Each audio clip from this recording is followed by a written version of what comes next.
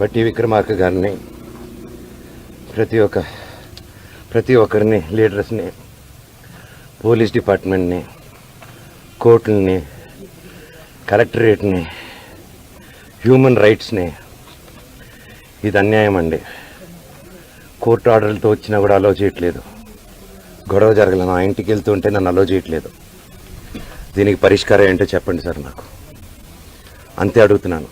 నాకు సిఏ గారు, ఏసీపీ గారు నన్ను ఎందుకు ఈరోజు అలో చేయలేదని మాత్రం నాకు ఒక లెటర్ ఇస్తే నేను వెళ్ళి జడ్జికి పెట్టుకుంటాను. సార్, హైకోర్టులో మీరు ఇచ్చింది నన్ను పంపిరంట, లోవర్ కోర్టులో ఇచ్చింది పంపిరంట, మీరు బైండ్ ఓవర్ ఇచ్చింది నాకు వర్తిస్తుంది, విష్ణుకు వర్తించిందంట.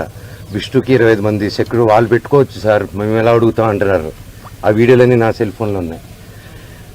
నా సెల్ ఫోన్లో తీస్తుంటే వాళ్ళని వచ్చి లాక్కుంటున్నారు. ఇప్పుడు ఆస్తి గొడవలు కాదంటున్నారు కదా మనోజ్ గారు, అసలు ఏంది? నా తల్లి మీద నా పిల్లల మీద ప్రమాణం చేసి చెప్తున్నాను, ఏ రోజు నేను ఆస్తి అడగలేదు, నా భార్య కూడా ఆస్తి అడగలేదు. మా రెండు పక్కల ఆస్తి గురించి మేము ఏ రోజు సంభాషణ తీయలేదు. మాకు దొంగ సిగ్నేచర్లు పెట్టారు, ఫ్రాజరీలు చేశారు.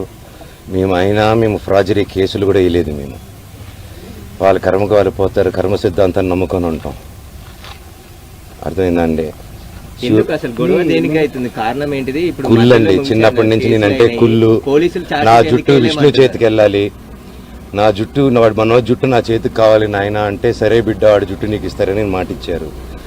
అంతకు మించి నేను అది ఇవ్వట్లేదు.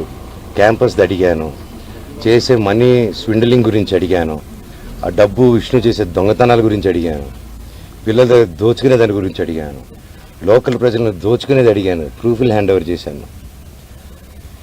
అన్నీ చేస్తున్నాను సార్. దయచేసి నన్ను ఎందుకు మాట్లాడే స్కోప్ ఇవ్వట్లేదు, కోర్టు ఆర్డర్ నన్ను ఎందుకు ఆలోచించట్లేదు అక్కడ అడగండి. సారీ, మళ్ళీ ప్రశ్న ఎందుకే లేదంటారు, ఇన్ని రోజులు అయిపోయింది కదా.